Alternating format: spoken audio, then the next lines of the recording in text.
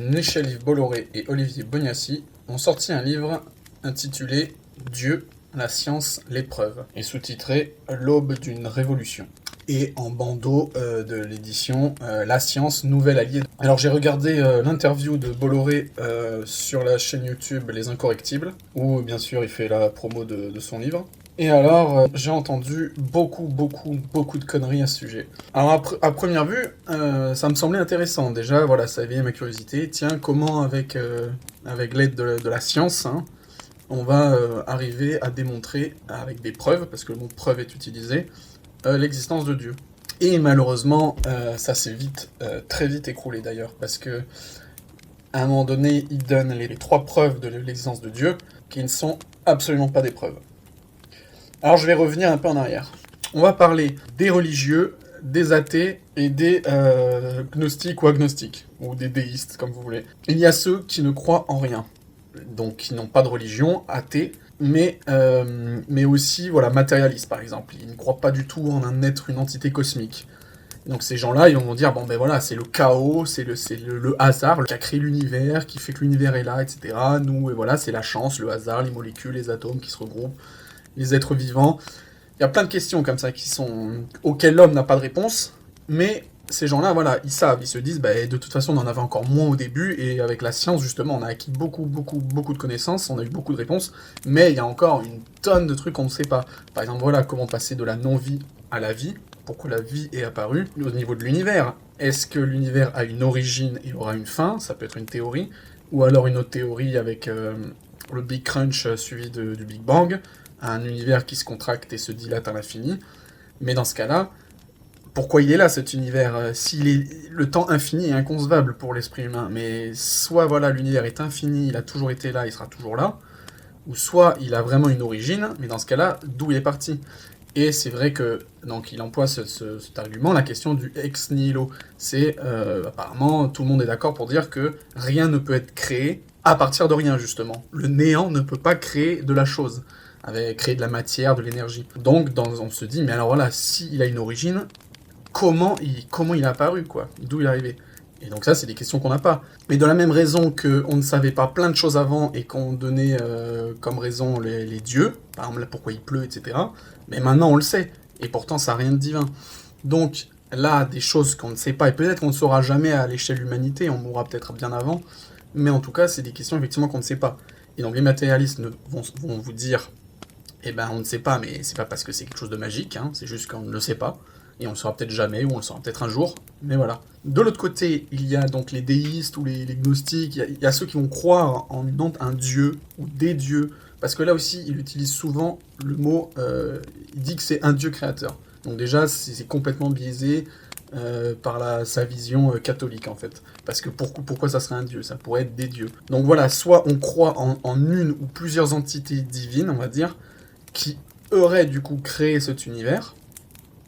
Et donc ça règle beaucoup de questions, de pourquoi on est là, notre existence, pourquoi la vie, pourquoi l'univers, pourquoi il est là et tout. Mais, enfin voilà, c'est zéro dogme, rien. Et en dernier, il y a les religieux, ceux qui croient en un ou plusieurs dieux, mais qui ont aussi tout un dogme écrit, donc les religions juives, chrétiennes, musulmanes, bouddhistes, hindouistes, taoïstes, shintoïstes ou même animistes. Donc voilà, ces religieux-là, ils croient non seulement en leur Dieu, singulier au pluriel, mais ils croient exactement tout ce qui est indiqué dans cette religion, donc dans leurs livres, s'il y en a, etc. Et donc, avec l'évolution, et justement la science, toutes ces religions-là ont pété au niveau scientifique. On a vu qu'il y avait beaucoup de conneries dans les livres, des choses qui étaient complètement fausses, qui ont été prouvées avec l'avancée de la science et de la connaissance. Et donc, déjà, c'est pour ça que dans le monde, et surtout le monde européen, enfin le monde européen occidental, parce que c'est là où la culture a le plus avancé, eh bien, il y a eu une diminution de la croyance religieuse. Parce que les gens, ils se sont dit, à un moment donné, oui, c'est vrai, on peut pas nier ces faits. Et donc, ça veut dire que c'est des conneries, ce qui est écrit dans le livre.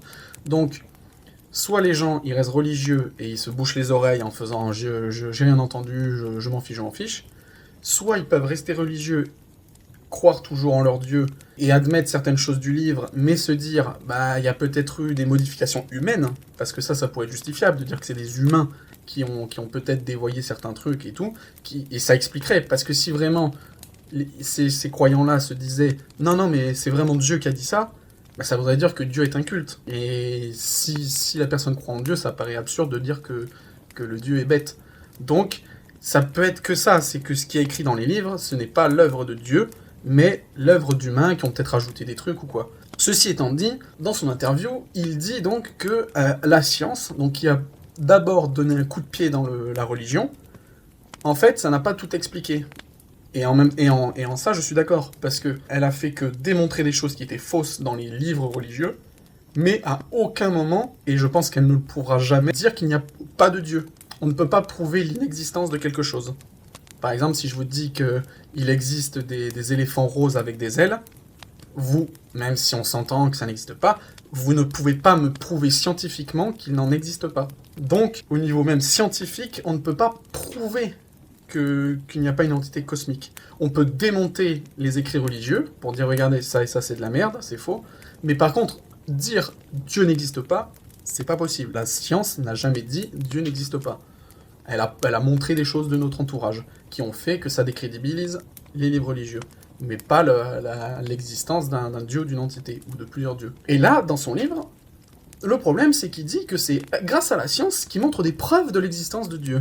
Donc ces 3 preuves, il dit que c'est l'infinie complexité du monde vivant, l'univers, qui est donc fait d'énergie et de masse, et que du coup la création ex nihilo ne peut pas exister, donc ça veut forcément dire qu'il arrive que quelqu'un a créé. Et le 3e, c'est la rigueur mathématique du monde physique qui nous entoure, les mathématiques, qui est tout est fait incroyablement pour que tout s'embrique. Et c'est tout. C'est-à-dire que utiliser ces 3 règles, pour lui, c'est des preuves que Dieu existe. Et c'est là la limite de son livre. Alors au début, j'avais envie de le lire, son livre, mais quand j'ai entendu ces 3 grosses conneries, ça m'a direct dégoûté en fait. Parce que non seulement ce ne sont pas des preuves, c'est-à-dire que ils utilisent la science pour dire on a trouvé des preuves. Mais le mot preuve n'est même pas dans la bonne définition scientifique. Or là, c'est des remarques en fait. Ce ne sont pas des preuves, c'est des remarques. La remarque, oh, le monde vivant est infiniment complexe. Autre remarque, oh, le monde mathématique est tellement complexe et bien fait. C'est juste des remarques. On remarque ça, et c'est tout. Ça ne prouve pas que c'est quelqu'un ou quelque chose qui l'a créé. Il n'y a aucune preuve là-dedans. Et du coup, par rapport au fait qu'il parle justement de la création ex nihilo, il dit voilà que de toute façon, l'univers, s'il n'est pas infini, donc Big Crunch et Big Bang, ça veut dire que quelqu'un ou quelque chose l'a créé. Mais c'est pareil. Ce quelqu'un, imagine, on prend l'exemple de Dieu, mais ce Dieu-là ou ces dieux-là, ils sont arrivés ex nihilo aussi. Parce que s'il s'agit bien soit de matière ou d'énergie, mais ils sont là. Ils ont fait apparaître de la matière et de l'énergie avec l'univers. C'est bien que eux-mêmes sont présents dans le même plan. Et donc, eux-mêmes, ça veut dire qu'ils sont apparus ex nihilo. Donc ça tient pas. Ou alors, ça veut dire qu'eux aussi ils viennent de quelque part, et qu'eux aussi ils ont été créés. Et quid de ceux qui ont créé les dieux, etc. Et c'est une question sans fin. Donc déjà, lui, il dit vraiment clairement que de la merde. Ils ont voulu faire un livre en se faisant passer pour des scientifiques, en utilisant des preuves scientifiques, alors que c'est clairement des catholiques qui avaient envie de faire le buzz et de vendre leur livre pour se faire de l'argent, en disant « Regardez, on a utilisé la science pour dire qu'il existe ». Ce qui est complètement bidon, parce que les 3 preuves ne prouvent pas que Dieu existe. Et puis c'est ça qui est marrant, c'est qu'en fait, ils vont utiliser un argument qu'ils vont utiliser contre les matérialistes, mais jamais contre eux.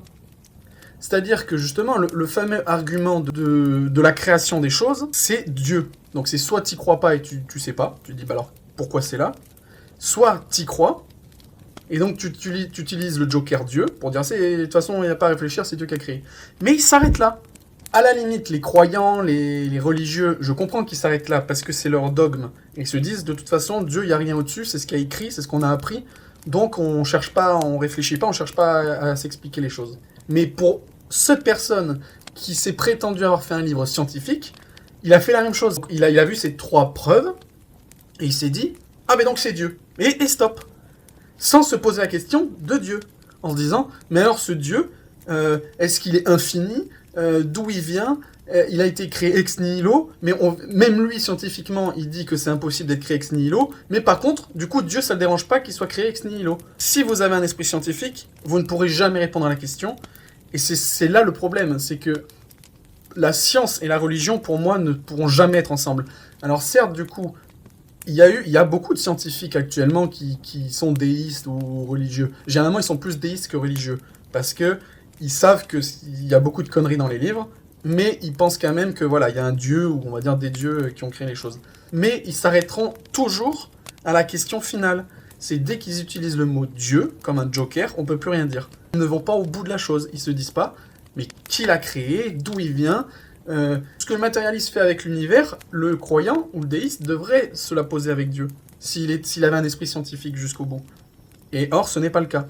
Et donc là, dans ce livre, en tout cas ce mec-là, s'il avait vraiment l'esprit scientifique, il se serait pas arrêté là, il aurait posé la question de Dieu. Mais alors donc, si Dieu existe, pourquoi, etc., et les questions. Or, il ne le fait pas. C'est tout sauf scientifique, son livre. Et c'est un livre croyant. Il a utilisé le pseudo-argument scientifique qui n'en est pas pour asseoir son idéologie. Un matérialiste ne pourra jamais prouver l'inexistence d'une entité cosmique. Et le seul moyen irréfutable pour prouver l'existence de Dieu, c'est que lui-même se montre.